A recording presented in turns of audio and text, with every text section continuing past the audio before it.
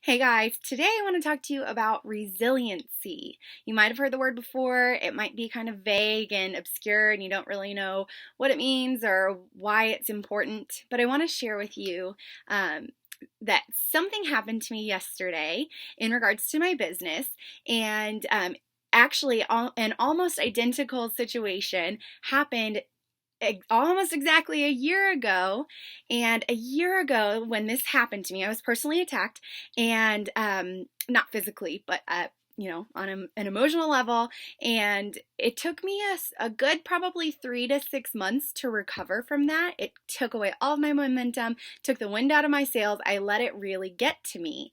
Now, the same thing happened yesterday, and almost immediately. I mean, it didn't even really affect me because I chose not to let it. And so this morning I was kind of reflecting on what had happened, and the fact that I feel great today, and it's not slowing me down in my business, and I'm ready to continue on and keep the momentum that we have going. So I was thinking about it, and the word resiliency came to mind. And so I want to share with you the definition of resilience. One, it's the ability of a substance or object to spring back into shape, so like elasticity.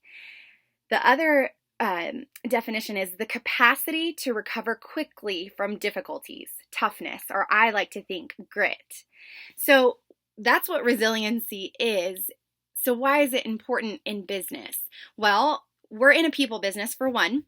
So things are going to happen with people that might, make us question what we're doing with our business. You might have negative feedback from people. That might be, in the form of haters on social media, whatever it might be. And you're also in business, period. So you're going to end up hearing no. You're going to face rejection in business. And if you do not develop resiliency, it can just be the end of you and your business. And I would hate to see that. So resiliency, again, is the capacity to recover quickly from difficulties.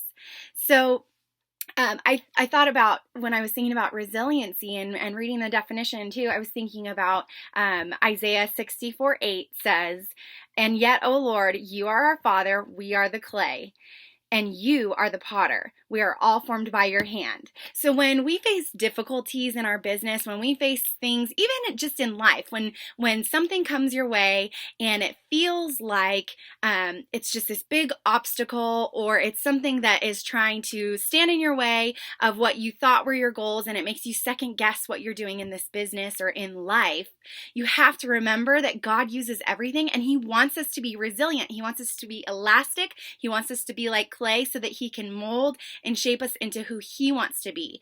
So a lot of times when we face difficulty or rejection, or we're just not seeing the results that we want in our business, I've heard people, and I myself have started to question, like, well, maybe this isn't what I'm supposed to be doing. Maybe there's a reason that, God's not bringing people to me, and He's not bringing me the success that I thought was in the plan. And maybe instead, He's just using this situation to mold and shape you, to create you into a more resilient person. I read a little article from a psychology magazine about resilience, and psychologists have identified some factors that make people resilient. So here are some things to chew on. Some of the factors include a positive attitude, optimism, the ability to regulate emotions, and the ability to see failure as a form of helpful feedback. So those first two, positive attitude and optimism, a lot of people think that's just, oh, you're just born that way. You're either optimistic or you're pessimistic. Well, you're actually not.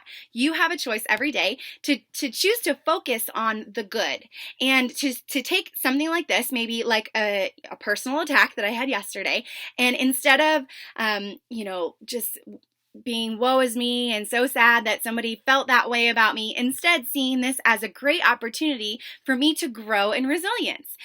The ability to regulate emotions is huge, especially in this business, because we can choose to ride that emotional roller coaster, ride the ups and the downs and the excitement of somebody joining your team and the low of someone leaving, that type of thing. But instead, if we can just regulate emotions and understand that we are going to move forward no matter what, we are not going to wait for anyone, and we are going to where we are going, that will help you in resiliency. And the ability to see failure as a form of helpful feedback. I think that is huge because, if you read the book by John Maxwell, Failing Forward, it is chock full of business owners who saw so much failure and continued on. They just had the grit and the resiliency to power through and make it in business.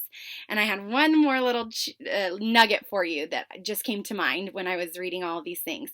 So how can you develop resiliency? Again, it's all about choice. You can choose to see adversity as an opportunity to grow, and you have to choose to see failure as feedback. So I hope that encourages you all today, and I hope that you take this journey that you're on in Plexus and look for how it's growing you and developing you in ways beyond financial and health benefits, but that I hope you guys are growing into more resilient people alongside of all of us. I love you all. Go Plexus.